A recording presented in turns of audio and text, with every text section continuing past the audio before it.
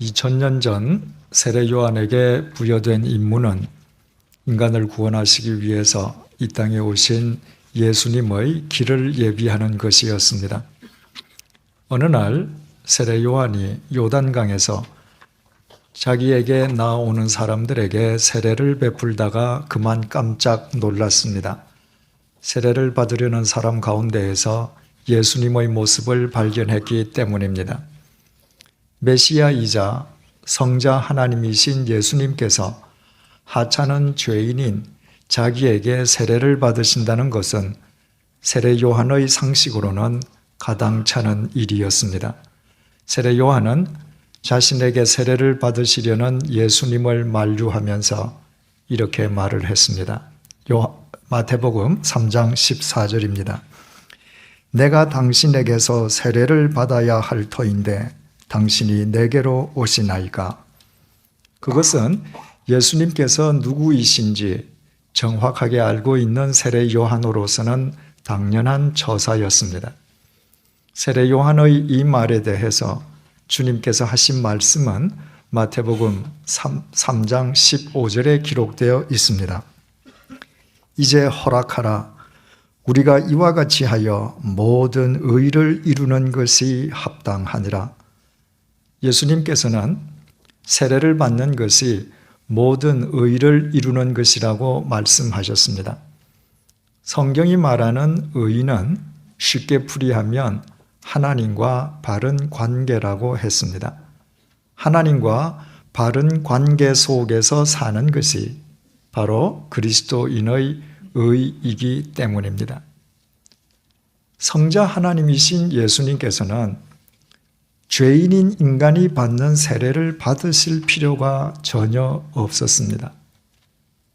그럼에도 예수님께서는 요단강까지 찾아가셔서 죄인인 세례 요한 앞에 무릎을 꿇고 세례를 받으시면서 세례의 참된 본질이 하나님과 바른 관계를 맺는 데 있음을 당신의 몸으로 친히 보여주신 것이었습니다. 독실한 기독교 신자를 며느리로 얻은 시골 할머니가 있었습니다. 며느리는 결혼하자마자 그 다음 주일부터 주일만 되면 시어머니를 교회에 모시고 나가려고 했고 시어머니는 그때마다 너나 잘 믿으라며 거절하곤 했습니다. 어느 날 갑자기 며느리가 중병에 걸렸습니다. 며칠 동안 일어나지도 못하더니 급기야는 의식을 잃어버리기까지 했습니다. 시골 한의원이 와서 진맥을 해보았지만 자기도 어쩔 도리가 없다며 고개를 절레절레 흔들고 되돌아가 버렸습니다. 어쩔 수 없는 시어머니에게 불현듯이 며느리가 날마다 하나님 아버지 하고 기도하던 모습이 떠올랐습니다. 시어머니는 마지막 수단으로 며느리의 하나님에게 부탁해 보기로 했습니다. 시어머니는 옷깃을 여미고 이렇게 기도했습니다. 사돈 영감, 한 번만 봐주시오. 며느리에게 하나님이 아버지니까 자기에게는 하나님과 하나님이 사돈지간이 된다고 생각한 것이었습니다.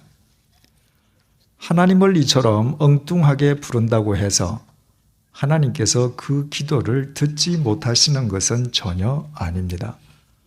하나님께서는 언제나 인간의 중심을 보시는 분이시기 때문입니다. 사돈 영감에 대한 시어머니의 기도가 주요했던지 며느리의 병이 씻은 듯이 나았습니다. 시어머니는 자기 부탁을 들어준 사돈 영감이 너무나 고마워서 자기도 사돈 영감을 믿기로 하고 그 다음 주일부터 며느리와 교회에 다니기 시작했습니다. 시골 작은 교회가 그 할머니로 인해 잔치집이 되었습니다. 얼마 지나지 않아서 교회에서 세례식을 갖게 되었습니다. 하나님과 사돈이 된 그 할머니의 신앙 경력은 일천했지만 그러나 연만한 그분의 연세를 감안해서 교회에서는 그 할머니에게도 세례를 베풀기로 했습니다. 세례식을 거행하기 전에 세례 문답을 하면서 목사님이 할머니께 물었습니다. 예수님께서 누구 죄 때문에 돌아가셨죠? 할머니가 대답했습니다. 우리 며느리 죄요. 할머니는 며느리가 늘 내 죄 때문에 주님께서 돌아가셨다고 기도하는 것을 들었던 것입니다. 바로 여기에 문제가 있습니다. 하나님을 제대로 알기 전에 하나님을 사돈 영감이라 부를 수도 있고 하나님을 하늘이라고 부를 수도 있습니다. 그래도 하나님과의 관계가 시작되지 않는 것은 아닙니다. 이미 말씀드린 것처럼 하나님은 살아계시고 우리의 중심을 보시는 분이시기 때문입니다. 그런데 예수 그리스도께서 내 죄로 인함이 아니라 며느리 죄 때문에 돌아가셨다는 생각으로는 하나님과 바른 관계가 절대로 성립될 수 없습니다. 나의 죄인됨과 내 속에는 내 자신을 구원할 능력이 없고 오직 영원한 구원자이신 삼위일체 하나님만 인간을 구원하실 수 있음을 믿는 사람만 하나님과 바른 관계를 형성하고 지속하고 또 심화시켜 나아갈 수 있습니다. 그리고 세례는 하나님과 바른 관계를 맺었음을 혹은 하나님과 바른 관계를 맺기 시작했음을 공개적으로 공포하는 예식입니다.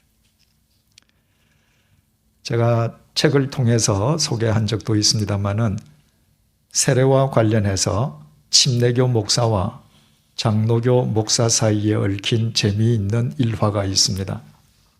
한 동네에 침례교 목사와 장로교 목사가 친형제처럼 사이좋게 지냈습니다.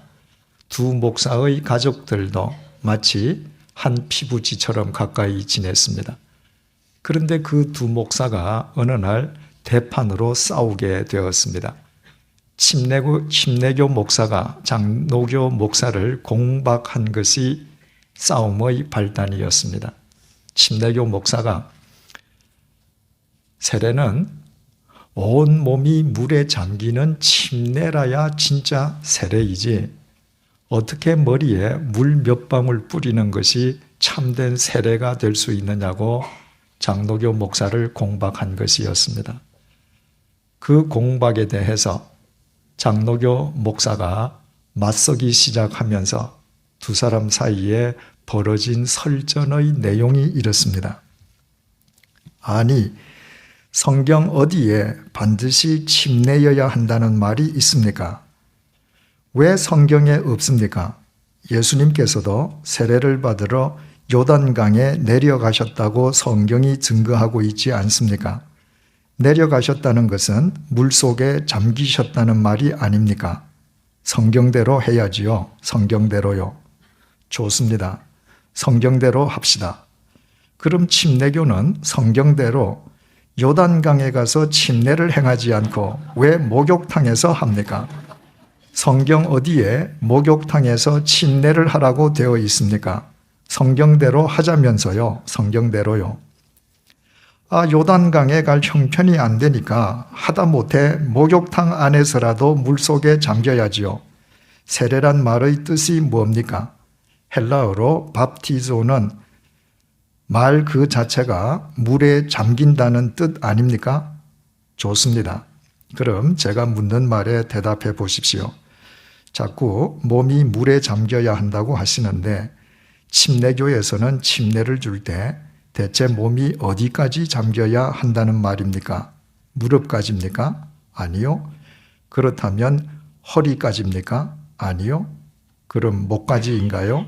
그것도 아닙니다. 아니, 모두 아니라면 대체 어디까지 잠겨야 한다는 말입니까? 물론 머리까지지요.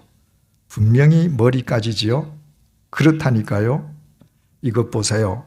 그러니까 우리 장로교도 머리에 물을 뿌리잖아요.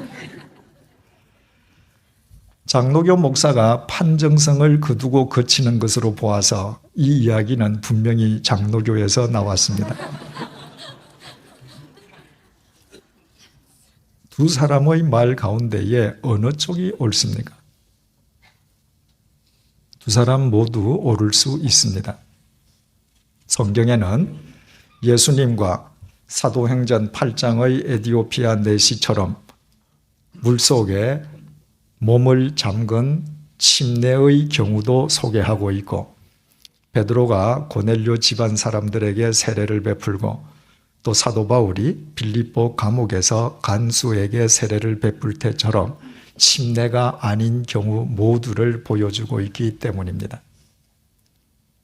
그러나 이 두 사람이 세례의 참된 의미와 가치를 세례의 외적 형식에만 두고 있다는 의미에서 이 두 사람의 이야기는 모두 틀렸습니다. 세례의 참된 가치와 의미는 물을 머리에 뿌리느냐 혹은 온몸을 물에 담그느냐에 있지 않습니다. 세례의 참된 본질은 한 인간이 예수 그리스도 안에서 본질적으로 새로워지는 데에 있습니다. 다시 말씀드리면 그릇된 삶을 살던 인간이 예수 그리스도 안에서 하나님과 바른 관계를 맺기 시작하는 진입구가 바로 세례인 것입니다. 오늘 본문이 그 좋은 예를 우리에게 제시해 주고 있습니다. 다메섹 도상에서 진리요 빛이신 예수 그리스도의 태풍으로 시력을 상실했던 사울은 집가에 있는 유다의 집에서 사흘 동안 금식 기도를 드렸습니다. 주님의 섭리에 의해 사울을 찾아온 아나니아의 안수로 사울의 눈에서 비늘 같은 것들이 벗겨지면서 사울은 다시 보게 되었습니다.